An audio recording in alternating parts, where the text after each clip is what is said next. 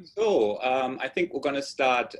Welcome to Current Presents, the guest speaker and discussion series organized by the Studio Art Area of the Department of Art History and Film at Boston College. We're glad that you are with us today. I'm Hartmut Austin, and before my colleague, Professor Muldowney, will introduce our today's speaker, Maria Molteni. Just a brief housekeeping. I think I intended that you are muted by default, but I think this is not actually happening. And we're really happy to see your faces. After Maria's presentation, there will be a Q&A, and by that time, you can then unmute yourself briefly to ask your question or make a comment. And you can also ask a question via chat, of course. Before we begin, I'd like to also invite you for our next week's guest, Penny Siopis, a South African painter whose work is featured in the McMullen Museum's current exhibition, Indian Ocean Current, 6 Artistic Narratives, which is on view online and in the galleries until November 24th. And with that done, I turn things over to Professor Muldowney. Thank you, Harma. I'm just going to give a brief introduction to Maria Molteni, our visiting artist. Originally from Nashville, as a Boston-based multimedia and performing artist, educator, and mystic, her practice has grown from traditional formalist roots, studying painting and printmaking at Boston University, to incorporate research, social engagement, and transdisciplinary collaboration. She pulls from a well of historical contexts, re-examining traditional practices for visionary revolution. She playfully asks audiences to imagine that she's a PE coach at Black Mountain College. From fiber to found object sculpture, textile to movement, performance to publication, collage to monumental painting, she chooses media per its ability to intersect conceptual rigor, formal satisfaction, and spiritual depth. Exploring seemingly separate fields like athletics, craft, entomology, feminism, urban planning, spiritualism, and queerness, she seeks to cross unlikely communities and research. And without further ado, I'm very excited to welcome Maria Molteni, and my lights are already shutting down for the theater, so I'm just going to turn it over to Maria. Thank you so much for being here at Boston College. Thanks for the applause. Thank you for having me. Can everyone hear me okay? Cool.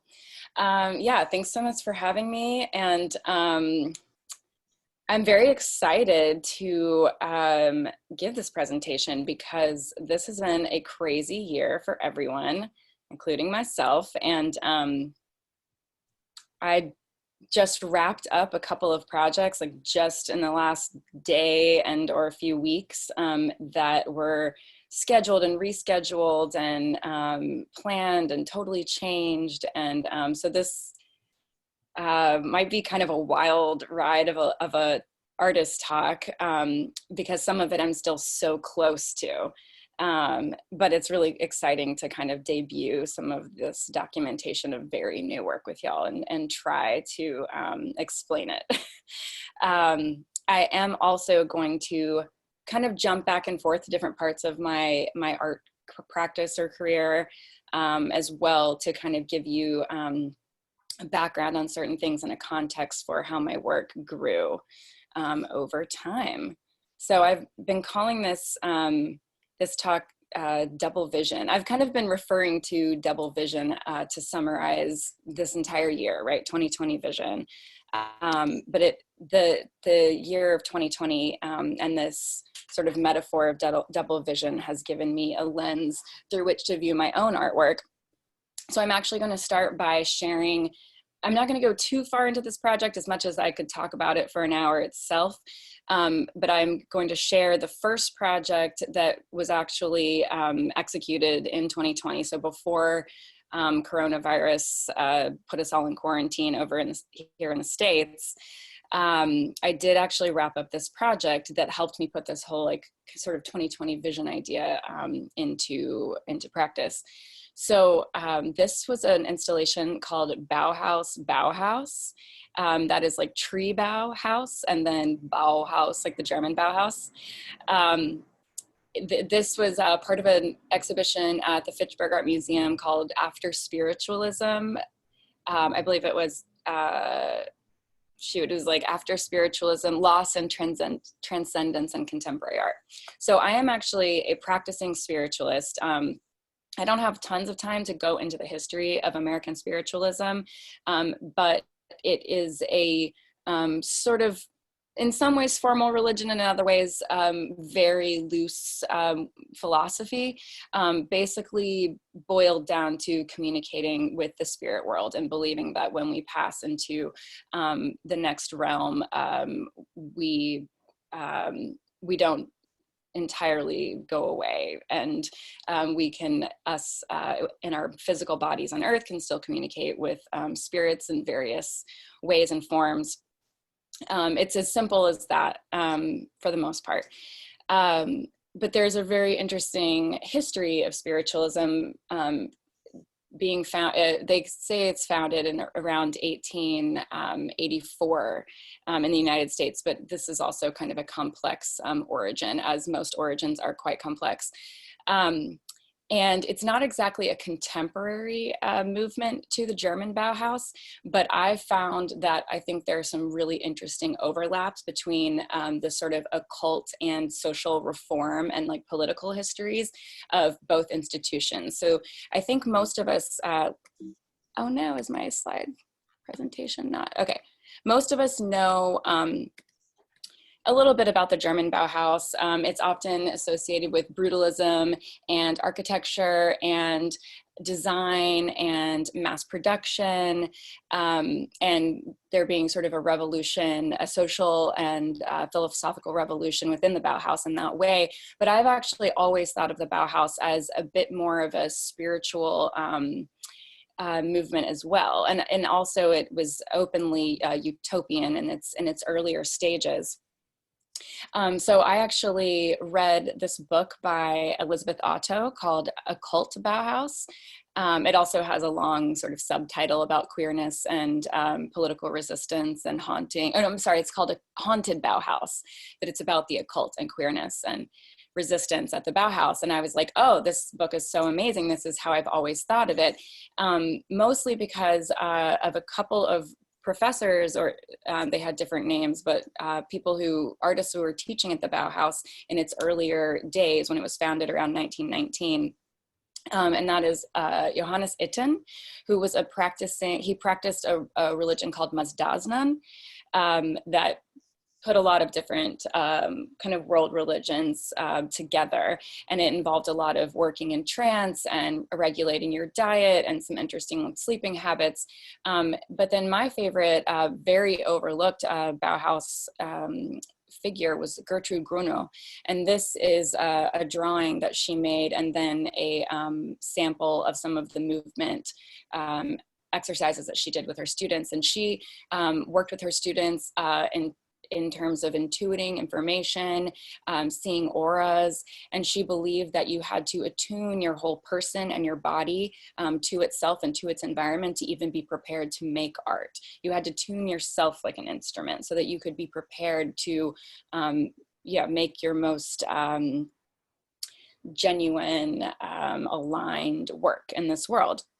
So that's just a little bit of context. And again, I'm going to resist the temptation to go too far into this, but I have basically, I've been trying to overlap or find the ways in which these histories overlap, because both movements were founded in sort of more or less occult or spiritual practices that do communicate with another realm of intuitive spirit communication, more or less.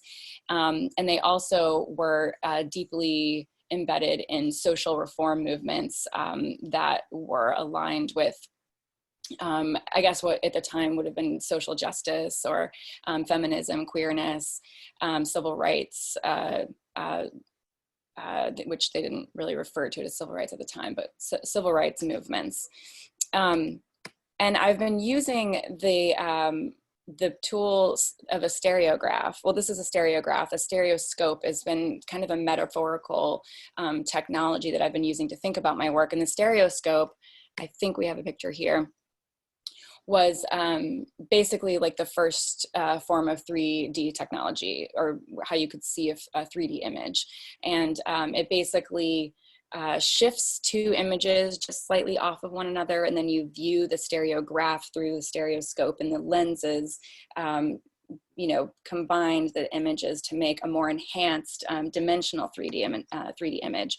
So this image here that I used to make the wallpaper, I don't know why my thing won't move backwards, but I used this to make the wallpaper of the Bauhaus installation. And this is actually a stereograph of the House of Boughs, or the Bauhaus, like a tree Bauhaus, which was the first structure at Lilydale, which was the first spiritualist community in the United States. So this was a sort of improvisational structure that they made out of tree boughs at the Lilydale dedication, and it was the very first sort of structure that a spirit medium orated out of.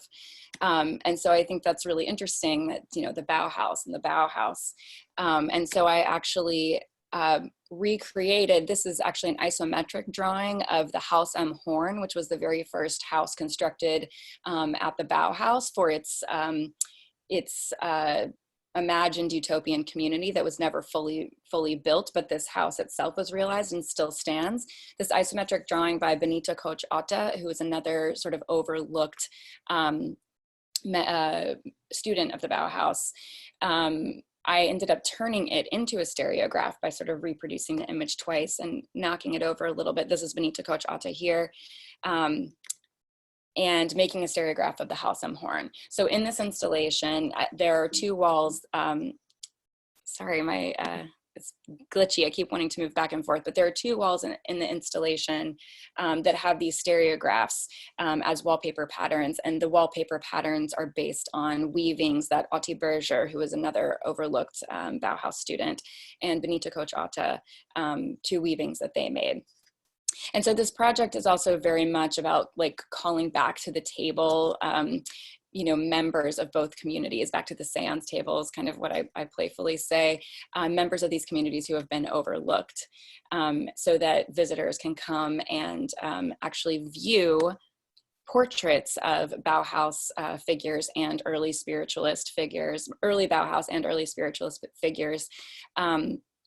There are little portraits that I made on sort of translucent paper stuck to the stereograph, so that when you look through the stereoscope at the stereographs, you see this 3D sort of enhanced image of the building, either the House of Boughs or the Haus am Horn, the Bauhaus's Haus am Horn. And you also get this little figure, this kind of ghost, or like almost like an aura figure hovering in the center to sort of bring back the ghost of this figure. Here are just a few of the portraits. And then this is, I don't have time to go over all of this right now, but if you follow me on Instagram, like most of this information, I present a lot of my research on Instagram, so you can read like little portraits of a bunch of these different figures. Prominent figures like William Cooper Nell and Sojourner Truth, who were part of early spiritualist movements, but have been largely written out because of the racist context of American history, and other abolitionist women and feminist organizers that were associated with spiritualism. So the stereograph helped me, the stereoscope and the stereograph helped me think about my own work in this new way, because I'm often taking two sort of unlikely themes or parts of history and finding kind of common ground between them. And so I like to think about the stereoscope as a way to sort of, yes, like cross these two separate ideas that we have about a thing and find a more enhanced story or a more enhanced image. And I found this diagram by an early French esotericist named Paul Sédir. I don't have a lot more information about him, but this is a diagram he wrote out in French, but it's actually explains how clairvoyance works. And clairvoyance is like clear vision. So it's like the type of intuitive spirit medium practice where you actually see images. You see images, and then you can tell people what you're seeing in the other realm. And so I think it's really cool that his diagram for explaining how clairvoyance works actually looks a lot like the diagram. I mean, there's so many different diagrams for how the stereoscope works, but And so I think that's a great metaphor for my practice, for art making in general. And just how we're sort of trying to wrangle these images and try and pull meaning from images that are constantly just popping up in our minds and like sort of in the backs of our mind, right? And how artists are called to pay attention to those images and again, like pull the meaning out of them. So I'm kind of emceeing here between, or like DJing here between a couple things. I need to pull up my speaker notes on this other.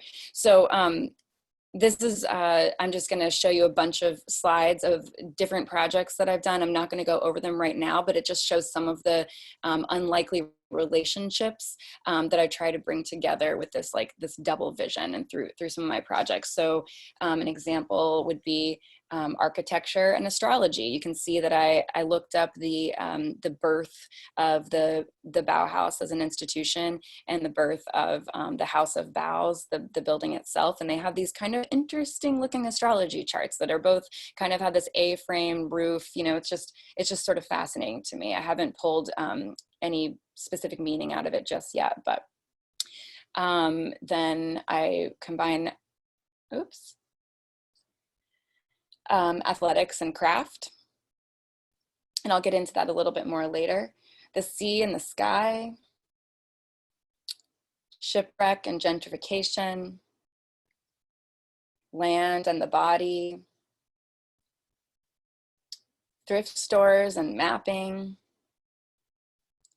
queerness and tennis, ab exorcism and ab exercises, and apiculture, which is the study of beekeeping and the Shakers. And that's going to be a major focus of what I'm gonna tell you about in a moment. But first, I'll tell you just a little bit about my own background so you can get a sense of some context here. So I am from Nashville, Tennessee, and I grew up, I mean, my ancestry is sort of like Italian immigrants that somehow managed to come down to Tennessee very quickly. I'm not sure why. And strawberry farmers who farmed many generations a little north of Tennessee. And so I didn't have like an art, like we didn't even have an art museum in Nashville. So I didn't come from an art family, but I come from a very kind of like weird, vibrant culture that's very performative and expressive in a lot of ways. I have this photo of my granddad, Buford Ligon, who was a stunt motorcyclist and a farmer. You know, he was unable to read, but my grandmother was a teacher in a one-room schoolhouse, and she read the paper to him every morning, and they were competitive square dancers and just really amazing, lively people. And my great-grandmother was a prolific quilter and a beekeeper.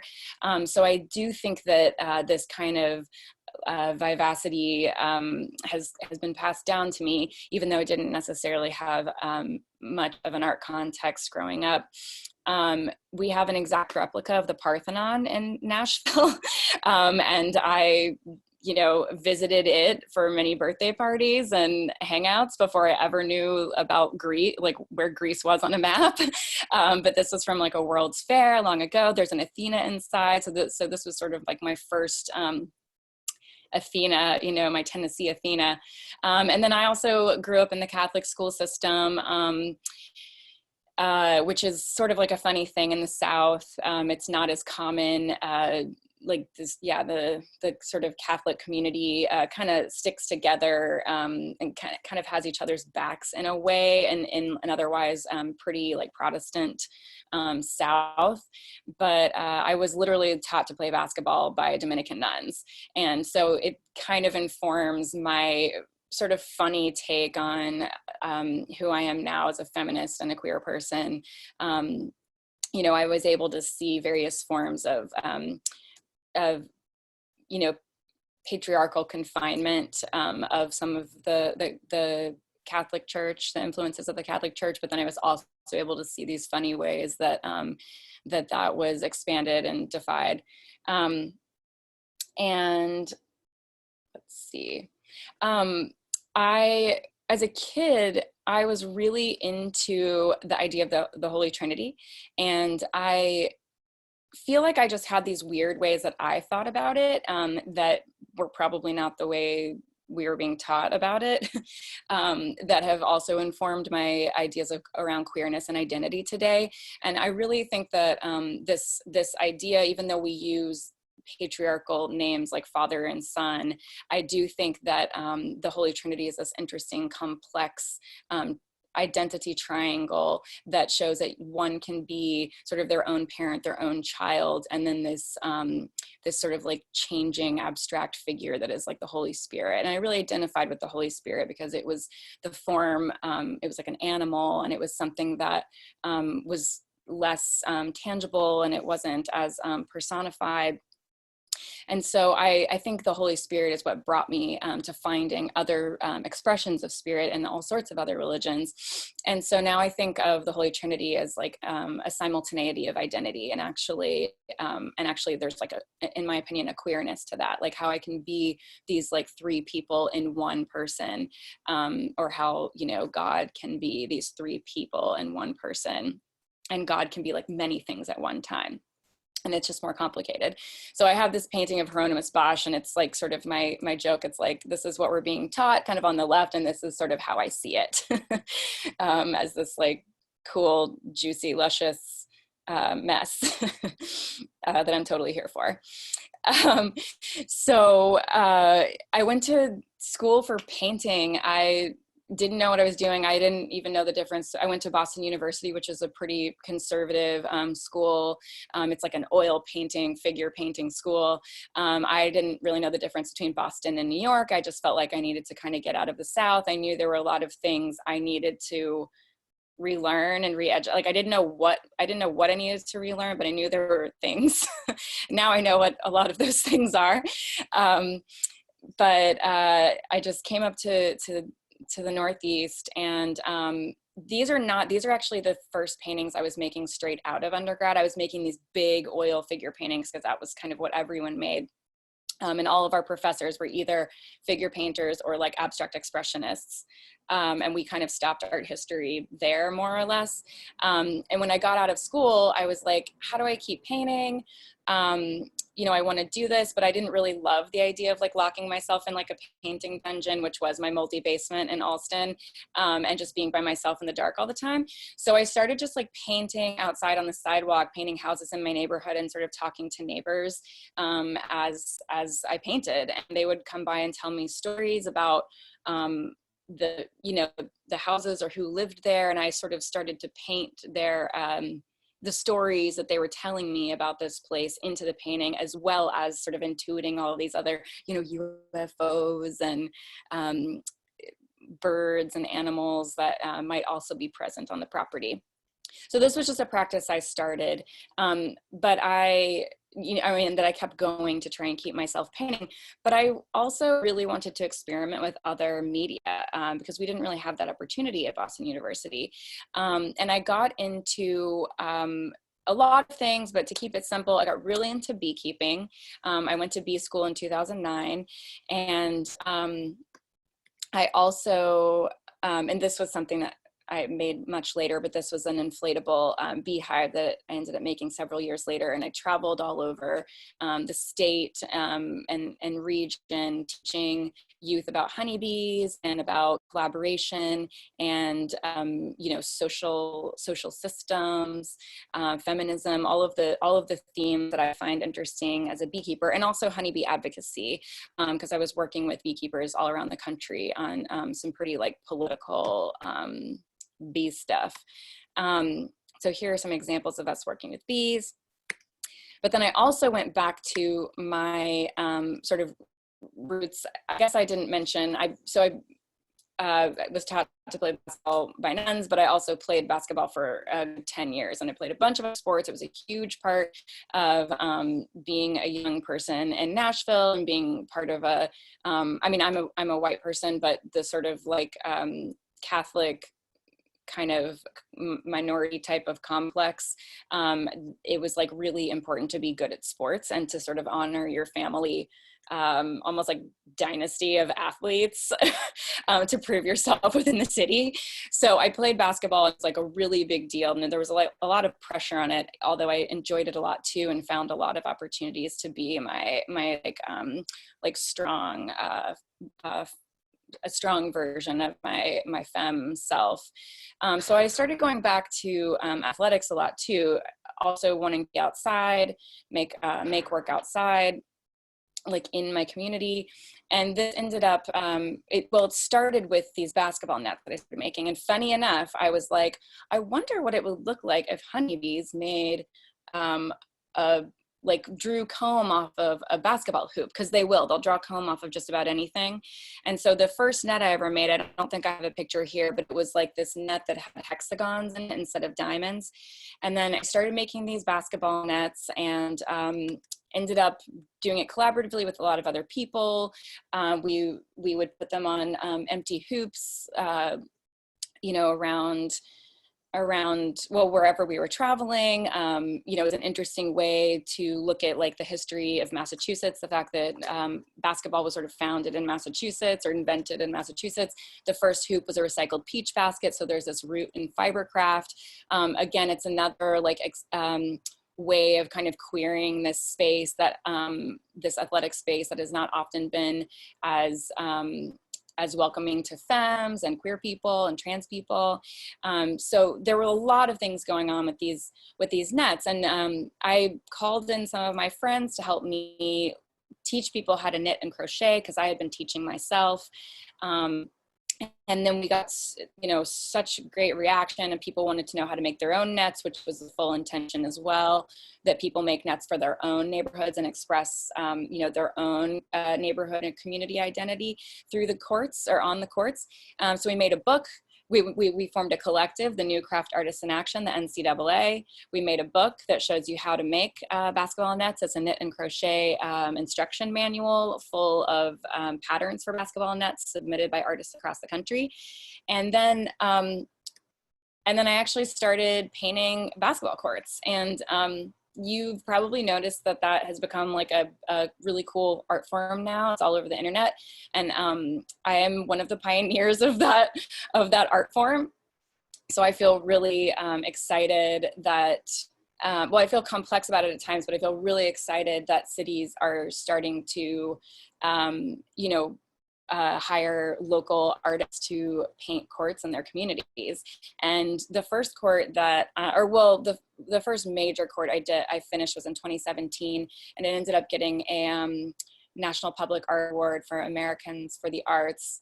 And it was a pretty radically open, collaborative community project that the composition of the court, it was through the Boston Air. I was an artist in residence for the city of Boston. But we basically just attached chalkboards to the fence outside of this court in Dorchester, and had hangout drawing sessions. I think there's here's some of the drawings. And we basically just designed this court kind of in real time on the spot as youth were coming by and, contributing drawings. So you can see it's really kind of anarchic and free form in the outside kind of margin area. And then we kept it sort of simple in the middle, but this way everyone's ideas could be represented. And again, even in real time, people would come up and draw symbols and say, I want this. And we'd say, okay. It's almost like face painting in a way. And then this court ended up getting a lot of attention, and I think inspired a lot of other cities to start doing the basketball courts. And it's something I had wanted to do for years and years, and people were like, oh, I don't see how you can do that.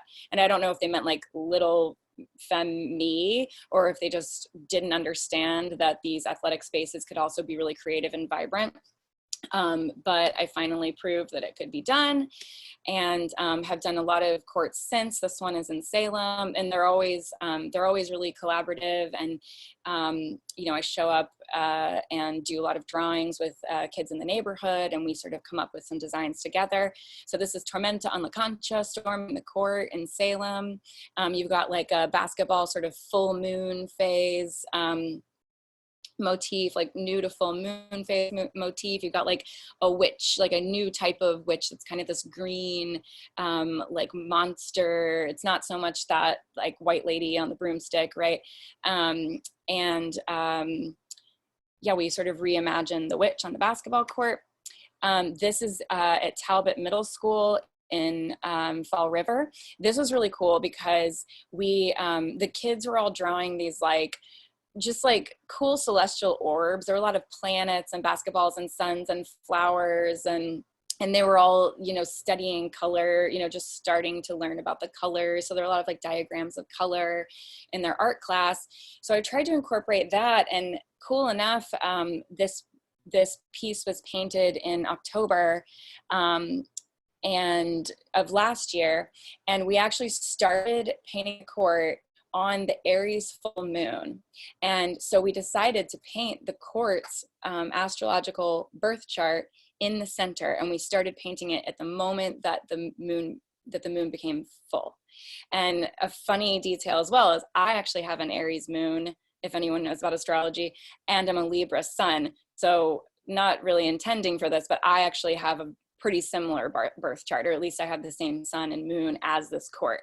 And if anyone does know about astrology, Aries is like this really youthful, kind of competitive, like energetic sign that's like very known to be very athletic. And Libra is all about sort of harmony and balance and fairness and justice and kindness and friendship. So I'm really hoping that this court has like all of that energy, and that youth feel, you know, fully empowered as well as like harmonious when they're hanging out on it together.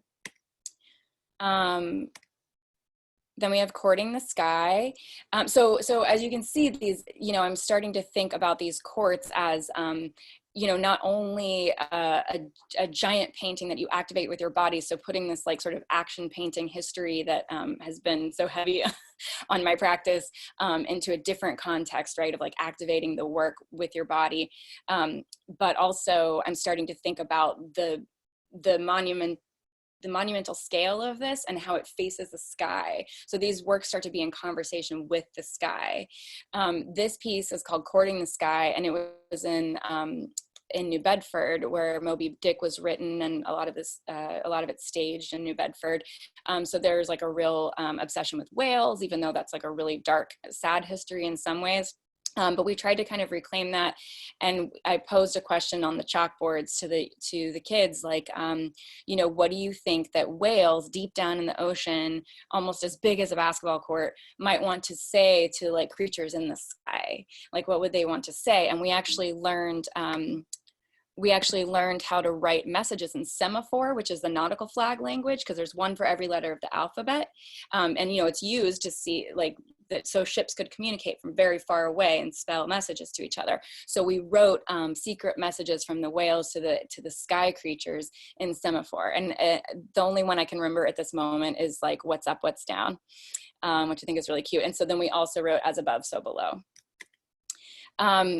So this is a piece I just finished. I know I'm cutting close on time, so I'm going to try to speed it up. But this piece I just finished a few weeks ago. It's the first groundwork. I don't even know what to call these anymore. I think I'm going to call it groundwork. That is not a basketball court. A art museum called the Momentary in Bentonville, Arkansas. So this is also the first thing that I've done, piece I've done in the South, close to where I'm from. This art museum, this art museum called the Momentary, brand new, just opened right before quarantine, invited me to paint a piece on the ground outside of the museum, which was the Kraft Cheese Factory. And Arkansas was actually a huge, has a really big history with apple production, and it was covered in apple orchards. And they actually, when I reached out to the museum for some historical context, they were actually very impressively thorough about land acknowledgement and the history of all the native folks that you know, were on the land long before anyone else was. And a cool story I picked out was that a Cherokee woman actually brought the first apple to Arkansas from Tennessee. And I'm fascinated by by apple mythology in general is so fascinating. And of course, when you cut an apple in half laterally, you get this like 5-seated star, which is actually the same pattern that the planet Venus and Mars, as they move through the sky and rotate around the sun and one another, they actually form what is called the dance of Venus, or the pentagram of Venus. So they actually form that same pattern in the sky. And when the momentary reached out to me, we were actually in an astrological and astronomical period of Venus, called Venus retrograde, where it looks as though Venus is moving backwards just because of where Earth is, like kind of when two buses are driving down the highway and one moves faster, you know, it looks like one's moving backwards. That's kind of what's happening. But astrologers use that time to think a lot about Venusian things, like Venus represents values, represents, of course, beauty and harmony and friendship and relationships, but also values and what you stand for. And during Venus retrograde, that was when the Black Lives Matter protests broke out this year. And it was very clear to a lot of people that you were asked to show what you value, right? And to actually to put it into practice, to do something about what you value and make a commitment to what you value. So I decided to use these themes, thinking about the apples, thinking about the political moment we're in, and also thinking a lot about how so this is a diagram of as well, but thinking a lot about how we are also in a moment where we're like tired of monuments, right? We're pulling down all of these monuments that have been propping up, you know, racist, xenophobic, murderers, looters, you know, people that have caused a lot of destruction in this country, and we're finally ripping them down. But I have kind of I don't really like monuments in general. I don't really think we should put people on pedestals. And so I've been thinking a lot more about making works on the ground. And one thing I love so much about making works on the ground is people can walk all over my arc.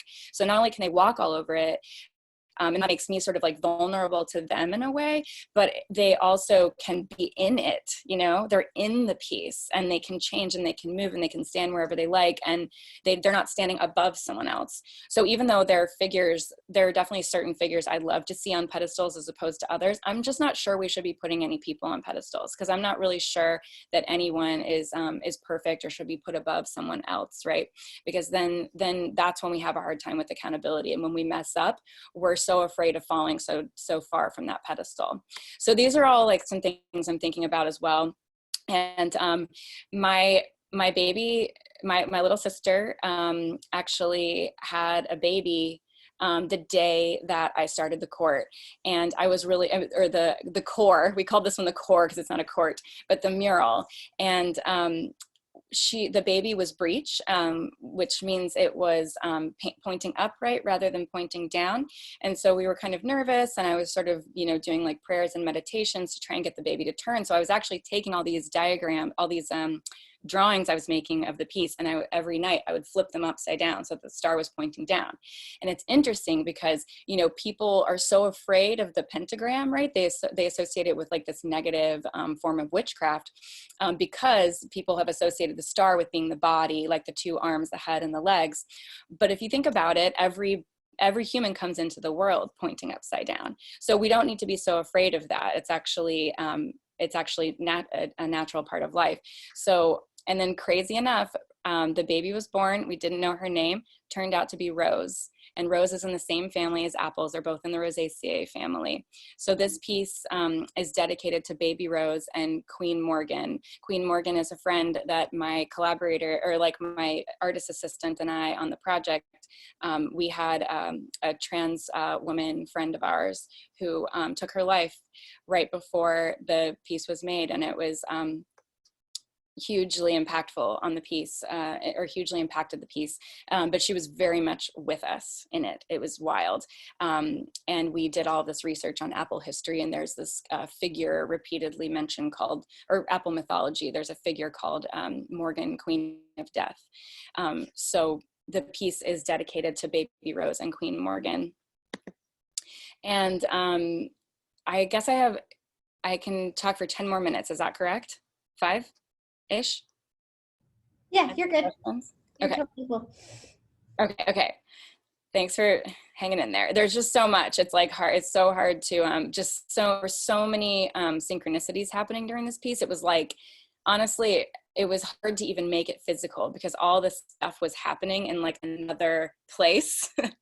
All of these synchronicities, all of these things happening, life and death and like sorrow and joy and emergencies. And it was like the piece was already there, like floating, like floating beside my head. And I'm like, how am I going to put this thing on the ground with paint? So it's like hard to even talk about it. But we decided to use braids as the lines for the transits. I use braids a lot in my work. It's like, it points to the fiber work I've done. It's also this like femme power. I'm really into like hair power. And it ended up making this, because the rotation doesn't have a beginning and an end, it's almost like its own Ouroboros, like the snake in its tail. And so once we made it, we realized you can actually, this is the video I wish I could show you, I'm locked out of my Vimeo, but we made these videos of us like walking the braids. So it's not, I wasn't necessarily thinking about that, but it's become like a nice space for a walking meditation. Here's some like close-ups of us hanging out in it. Venusian Rosacea 5-seated star. And, this is just like a good example of what I was talking about people, participating in the work. And I mean, this, I forget her name up here in the right corner, but I found this, this woman on Instagram, and she actually makes these like amazing music videos. And she made this really cool music video on the piece that is, I shared it in my Instagram. It's Strega_Maria, if anyone wants to look, but like these are just images I've seen other people putting up on Instagram and tagging them. And it's just like so cool to see your work being activated in that way, and I'm going to skip over this part because I just wanted to give a little, basically all I was going to say is like, oh, look, I'm suddenly a painter again. I'm showing you mostly work that is painting now, but for like 10 years, I basically wasn't making paintings. I was making like inflatables and soft things and fabric because I like working large, but I really don't like toting big canvases around. Like I don't have anywhere to store them.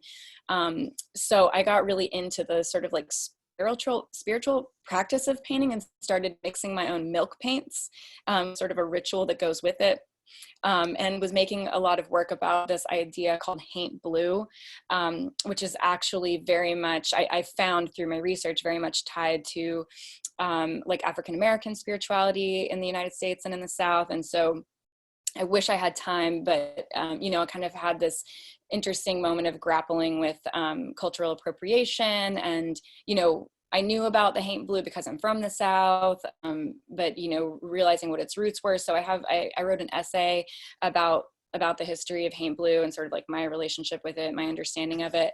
And I kind of shifted how I was using the blue paint. And the haint blue is basically, it's used in the home. It's mixed usually with some kind of indigo or whatever paints, whatever pigments are around, and it's painted in the home to sort of keep the ghosts away. But I kind of recontextualize this idea of keeping ghosts away, because oftentimes the trauma that is stored, like the psychic ghosty haunted trauma that's like stored in spaces like the home, is actually something that we should face rather than exterminate. And so anyway, I have this essay like on my website, and but so I started doing projects where I would mix these milk paints, these haint blue milk paints, and paint certain parts of the house with them. And then I started using it a little bit more in about talking about the sea and the sky. This is a project, unfortunately, I don't have time to tell you about, but so this leads us to the very last thing. I've been studying, I encourage you to look up the Shakers if any of this is interesting to you, because there's way too much I could say about them, and I am afraid to even get too excited about that. But I have been visiting the Shakers, which are an American communal society, originally founded in England, but by founder Mother Ann Lee, who is thought to be the second coming of Christ in a female form. She came over from England with a very small group of Shakers to the United States in like 1774, 8, and she basically founded a religion based on equality of the sexes, ecstatic connection to spirit and to God, communal living, share. They almost live like a monastic life, but where the genders were separate but equal. And when I say separate, I mean like they would always enter from separate doors, like in a house, but they weren't actually in different rooms. They were always facing one another. So I think I find the Shakers fascinating this way. Like some people kind of mix them up with the Amish or other kind of intentional communities, but they're pretty different, and they have a lot. They were quite radical and were pacifists and abolitionists, at least philosophically, and welcomed anyone into their communities. So I've been studying them and visiting the last 2 surviving Shakers. So the kind of like catch is they didn't have sex. They were a celibate society. So for that reason, and a few, like many other layers of reasons, there are only 2 Shakers living today in Maine. And I've been, visiting them for about 13 to 15 years, but also visiting all of these other villages. They formed about 13 villages up and down sort of the East Coast. And were really thriving in the mid 1800s. Most people are interested in them. This is what a Shaker gravestone looks like. So this is like a gravestone for the entire community, which I find fascinating. Most people are interested in the Shakers for their design and their craftsmanship, because they were a self-sustaining, intentional community that made everything, made these gorgeous buildings, made these gorgeous villages. They're very inspiring. A lot of like sort of utopian thinkers look to them. I mean, they sometimes are considered the longest lasting American utopia. This is an image of Hancock Shaker Village that's right on the border of Massachusetts and Pittsfield. So I'm interested in them for all those reasons as well, but I'm actually very interested in them in their spiritual practices and their philosophical practices and how they kind of think about gender and spirituality. The reason they're called the Shakers, their actual name was the United Society of Believers in Christ's Second Coming, in the form of Mother Ann Lee. But the reason they're called the Shakers is because they did ecstatic dancing. So and they had similar services to the Quakers. Like they would just sit and sort of contemplate and wait until someone was moved by spirit. And in a Quaker meeting, usually people would just speak. And in some religions, people speak in tongues. Well, they sort of did like a movement version of glossolalia, which is speaking in tongues. And so they did a lot of ecstatic dancing. But they also did like formal shape dancing. And my like sort of quick analysis of their celibate situation is that they even though they were celibate, they were so grounded and present in their material bodies that I think that was a really important part of their society. And they would do hours and hours of communal dancing, and there'd be like 300 people in a meeting house, like stomping and clapping and dancing and doing these shape dances for hours. And I do think that when you're activating your body in that way, I guess it's not as simple as like, you can't just chalk it all up to like being repressed. I feel like you're actually getting some work done, getting some grounded physical bodily work done. So here are a couple of diagrams that show how they danced. And the reason I like to compare them, and then they also started doing drawings that show some of their movements. I'm going to talk about that in a moment, but the reason I like to compare them to honeybees is because both honeybees and Shakers are largely matriarchal societies of kind of gender and sexual, like they're sort of they're kind of sexually abnormal. They're like asexual or celibate. Most honeybees are undeveloped females, like they don't have ovaries, only the queen does. And they all, they're extremely prolific and productive, and like they have these labor intensive societies, and they also both do ecstatic dancing. So I've been studying both for a long time to see like what we can learn from them now. And so you can see like this is honeybee dancing patterns that they do to show each other where to forage, right, for nectar and pollen to turn into honey and their bee bread. And I think it's really interesting looking at the shaker diagrams and the honeybee diagrams. But the most important part of shaker history that I'm so fascinated with was a period from around 1837 to about 1857, so barely predating American spiritualism, called Mother's Work, or the Era of Manifestations. And it was a time when Mother Ann Lee, the original founder, was no longer with the Shakers, and they were kind of having like an existential crisis of identity. And so Mother Ann Lee and some of the early Shaker eldresses like Lucy Wright started appearing to mostly young Shaker women and delivering messages to them. And so for the first time in Shaker history, they started to draw and paint and sort of make art, although they didn't consider it art, and they didn't consider themselves artists. They were instruments, but they would record these messages and visions, and it became a supported ecstatic visionary practice. These are the celestial Valentines that they would get from spirit. This is a diagram of the holy city. So then they would structure their cities, sometimes their villages, based on visions that they would get of what the holy city looked like. And they were called gift drawings. So oftentimes there are all of these little elements, like a beautiful fan or a golden watch or a golden chain or a bouquet of flowers, that were gifts that were waiting for them in the afterlife, that Mother Ann was like gifting them. So they would draw them out. The Tree of Life is the most iconic Shaker image by Hannah Cahoon. It was the instrument.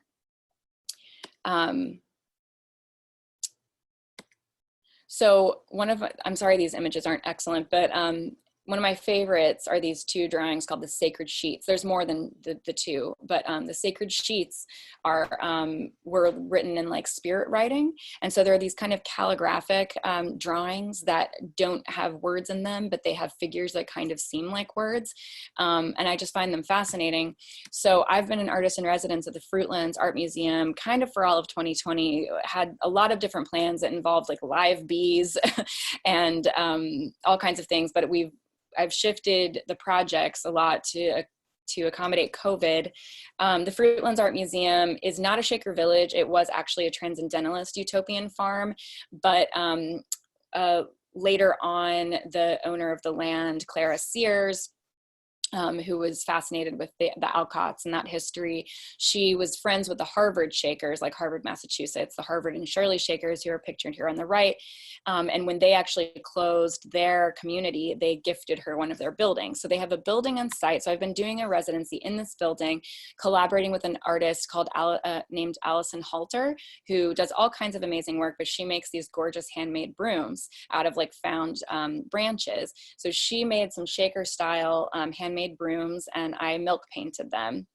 And then we actually recreated many of the calligraphic shapes from the Sacred Sheets on milk painted paper and cut them out and made a film using the paper cutouts and the brooms at the Fruitlands Museum that is kind of like our take on how a Shaker might be getting inspiration from their environment and from the spirit realm to make these drawings.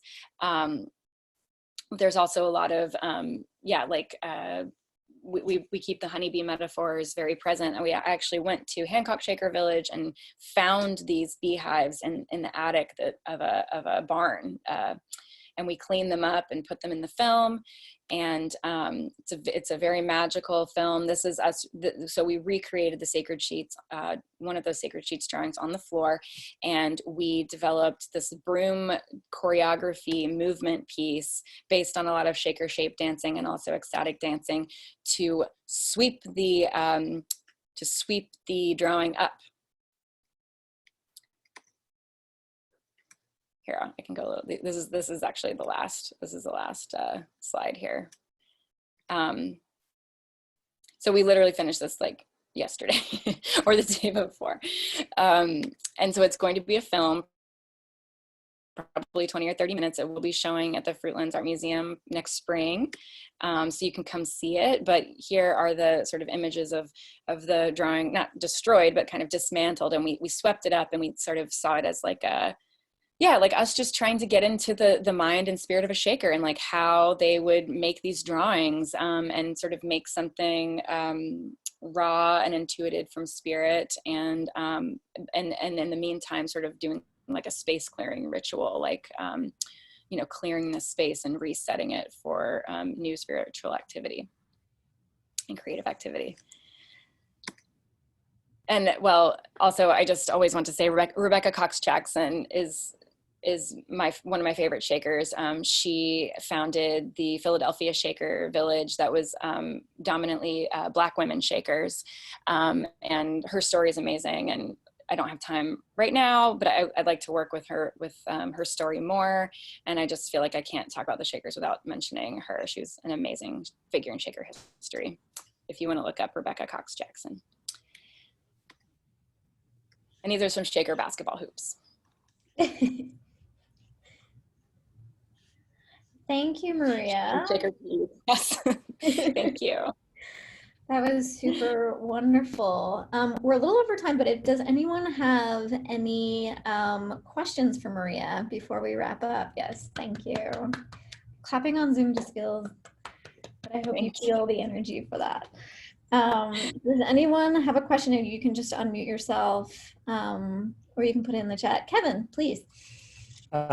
Yeah, thanks, Maria, so much. It was such a wonderful presentation. And just as someone who used to also put up basketball hoops while roaming around as a kid, I really appreciate that project. And I remember seeing your hoops at the Carpenter Center, right? Like several years ago, right? At Harvard, yeah. Mm-hmm, so anyway, just wanted to say that. But I had a couple questions that I think they're unrelated.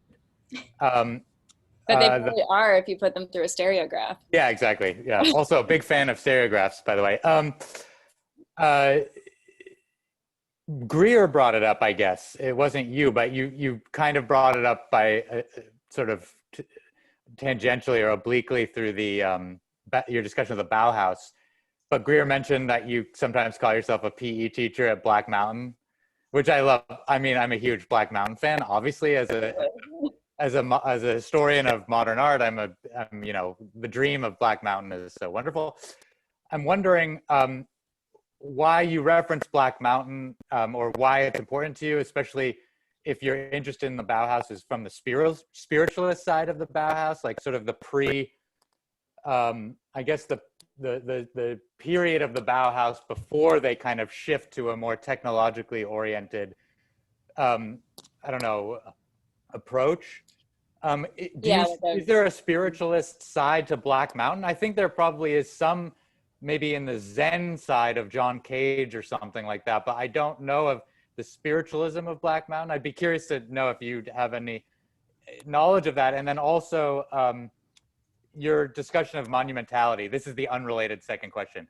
Your discussion of monumentality, I really appreciate the way you talk about that. It seems like your understanding of the monument within, or your approach to this whole debate that we're all having about the role of monuments today, it seems like your issue with the monument is more like you have a problem with like the form of monumentality itself, or like the language of monumentality itself, which I completely agree with. And I just wanted to see if you wanted to say more about that. It's not, in other words, it's not, the problem is not that who we put on the pedestals, but the idea of the monumental as itself is your problem.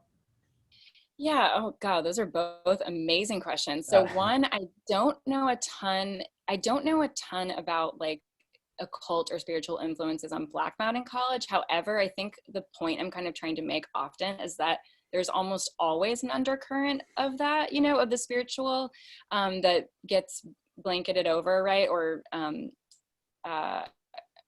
gets covered up. I mean, obviously like interdisciplinary collaboration is a huge part of my work, and also sort of, I mean, I don't love the word utopia anymore really, but you know, this kind of utopian intentional community, you know, I think all of that is what I love so much about Black Mountain College. And I have made some explicit work about like athletics in Black Mountain College, but it just wasn't for this, couldn't squeeze it in here. But yeah, I think just like, you know, obviously I'm into movement and just, you know, all media and experimentation. And so that's, and right, design, Buckminster Fuller, right, geodesic domes, all of that. So, and I just think it's interesting to see what, I mean, I also didn't really have time to talk about, you know, more about the political context of the Bauhaus, but I just find it fascinating and like heartbreaking and enraging. The very end of the Bauhaus is just so wild because everyone dispersed, and it's like Ati Berger was killed in a concentration camp that was designed, in gas chambers that were designed by one of her former students. And, you know, Walter Gropius just kind of like, you know, hopped over to Harvard and was super celebrated, but took with him a lot of women's work, like Bauhaus women's artwork that was not credited. And, you know, it's just like, I just find it so interesting because I feel like we're in a moment, right? There's like this debate of like, is America moving towards fascism? Can we technically call Trump a fascist? But, and it's like, I'm not, you know, but we're in this moment where it's like, okay, imagine I'm at the Bauhaus, it's like 1930 or something, and the Nazis are trying to close us down. Like, what do I do? What are the decisions I make right now? So I just find it interesting to then just also look at what all happened after and who came to the United States and how that all played out. And, you know, Black Mountain College is something I have like dreamy feelings about, but also it was as white supremacist as everything else, you know, in this country. So, but, you know, there's still a lot more like research I want to do into all of that. And then, yeah, the monumentality thing. Yeah, I mean, I think that there's obviously certain people that are way worse to put on a monument than others, but I think that like, I think no matter what, down the road, we're going to look back to a previous time and be like, wow, humans were horrible. You know, people were doing horrible things.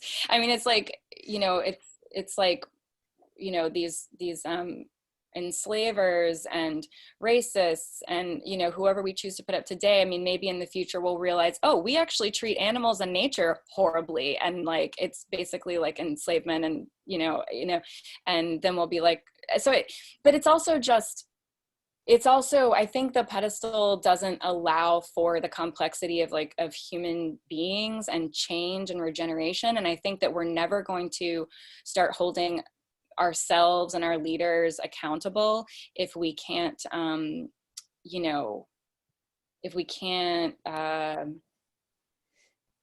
unfreeze the human condition or something, and let it be something that shifts and changes. Like we fall and we get back up and we learn and grow. And we've never been perfect. We're not going to be perfect, but we can like change.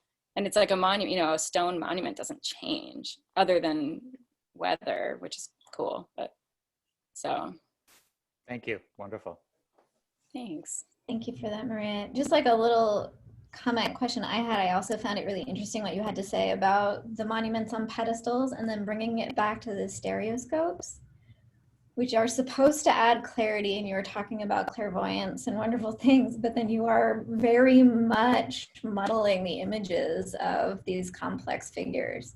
So I'm really interested in how both of those subjects kind of come together, and how the monument is too clear and simple, and yeah, we should have a longer conversation later about the stereoscope and kind of the pitfalls of that. But I'm the photo professor, so I'm a nerd about that stuff, and I won't. No, totally. And Jane and I are always talking about stereographs too. I see you there now.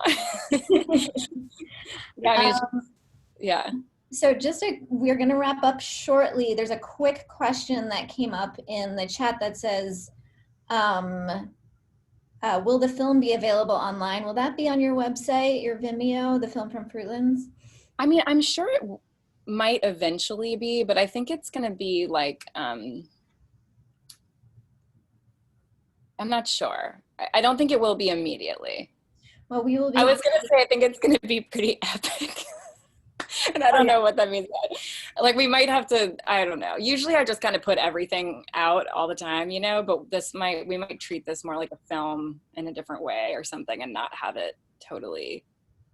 Well, you let us know and we'll promote it here. Yeah, I mean, there will definitely be ways to see it, and I'll make sure it becomes accessible, but I don't know if it'll just be like totally posted publicly. But it will definitely be screened at the Fruitlands Museum and maybe some other places that I can't say yet. So.